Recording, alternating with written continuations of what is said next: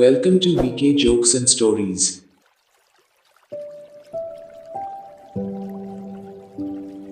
आज हम तीनों आप लोगों को 3 मजेदार और शिक्षाप्रद कहानी सुनाएंगे। पहले मैं सुनाऊंगा। जय श्री कृष्ण। एक गांव में एक बूढ़ी माई रहती थी। माई का आगे पीछे कोई नहीं था, इसलिए बूढ़ी माई बेचारी अकेली रहती थी। एक दिन उस गांव में एक संत आए। बूढ़ी माई ने महात्मा जी का बहुत ही प्रेम पूर्वक आदर सत्कार किया। जब महात्मा जी जाने लगे तो बूढ़ी माई ने कहा, महात्मा जी, आप तो ईश्वर के परम भक्त हैं। कृपा करके मुझे ऐसा आशीर्वाद दीजिए जिससे मेरा अकेलापन दूर हो जाए। अकेले रह रह करके उब चुकी हूँ।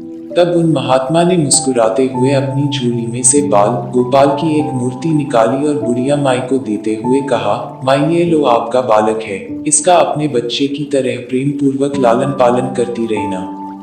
बुढ़िया माई बड़े लाड प्यार से ठाकुर जी का लालन पालन करने लगी। एक दिन गांव के कुछ शरारती बच्चों ने देखा कि माई मूर्ति को अपने बच्चे की तरह लाड कर रही है। नटखट बच्चों को माई से हंसी मजाक करने की सूझी आई। उन्होंने माई से कहा, अरे मैया सुन, आज गांव में जंगल से एक भेड़िया घुस आया है जो छोटे बच्चों को उठाकर ले जाता है और मारकर खा जाता है। तू अपने लाल का ख्याल रखना, कहीं भेड़िया इसे उठाकर ना ले जाए। बुढ़िया माई ने अपने बाल गोपाल को उसी समय कुटिया में विराजमान किया और स्वयं लाठी छड़ी लेकर दरवाजे पर पहरा लगाने के लिए बैठ गई।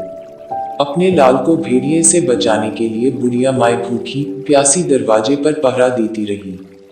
पहरा देते देते एक दिन बीता, फिर दूसरा, तीसरा, चौथा और 5वां दिन बीत गया।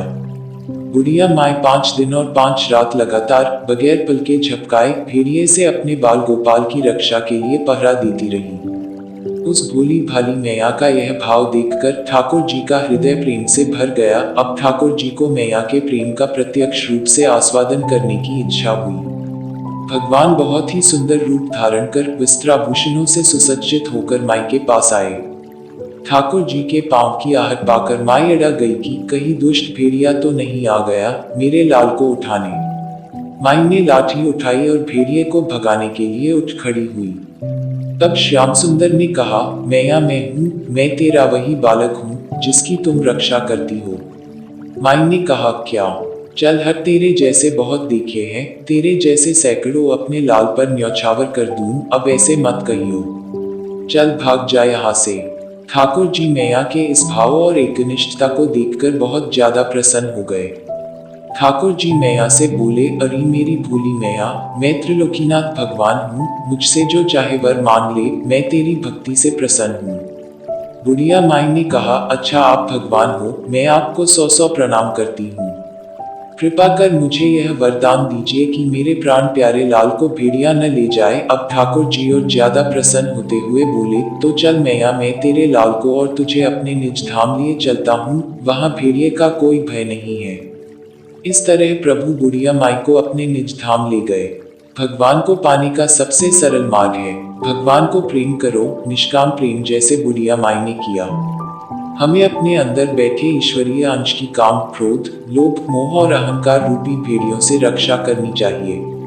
जब हम पूरी तरह से तन्मय होकर अपनी पवित्रता और शांति की रक्षा करते हैं तो एक न एक दिन ईश्वर हमें दर्शन जरूर देते हैं। अब मैं सुनाऊंगा। चींटी और कबूतर। एक गर्म दिन एक चींटी कुछ पानी की खोज कर रहा था। कुछ समय तक घूमने के बाद वह एक वसंत के लिए आई थी। झरना तक पहुंचने के लिए उसे घास के ब्लेड पर चढ़ना पड़ा। वह रास्ता बनाते हुए फिसल गई और पानी में गिर पड़ी। अगर पास के पेड़ से कबूतर ने उसे नहीं देखा होता तो वह डूब सकती थी, यह देखकर कि चींटी मुसीबत में है। कबूतर ने जल्दी से एक पत्ती तोड़ी और संघर्षरत चींटी के पास पानी में डाल दिया। चींटी पत्ती की ओर बढ़ी और उस पर चढ़ गई। जल्दी ही पत्ती सूखी जमीन पर चली गई और चींटी कूदकर बाहर आ गई। वह आखिर में सुरक्षित थी। उसी समय पास ही एक शिकारी कबूतर के ऊपर अपना जाल फेंककर उसे फंसा लेता है। कबूतर चींटी को देखकर अनुमान तो लगा ही रहा था कि वह क्या करने जा रही है। तभी चींटी शिकारी को काट लेती है। शिकारी दर्द महसूस करता है। शिकारी ने अपना जाल गिरा दिया और कबूतर सुरक्षित उड़ जाता है। अब मैं सुनाऊंगा। The Ant and the Dove। One hot day, an ant was searching for some water. After walking around for some time, she came to a spring. To reach the spring, she had to climb up a blade of grass. While making her way up, she slipped and fell into the water. She could have drowned if a dove up a nearby tree had not seen her. Seeing that the ant was in trouble, the dove quickly plucked a leaf and dropped it into the water near the struggling ant. The ant moved towards the leaf and climbed up onto it. Soon, the leaf drifted to dry ground and the ant jumped out. She was safe at last. Just at that time, a hunter nearby was about to throw his net over the dove, hoping to trap it. Guessing what he was about to do, the ant quickly bit him on the heel. Feeling the pain, the hunter dropped his net. The dove was quick to fly away to safety. One good turn begets another.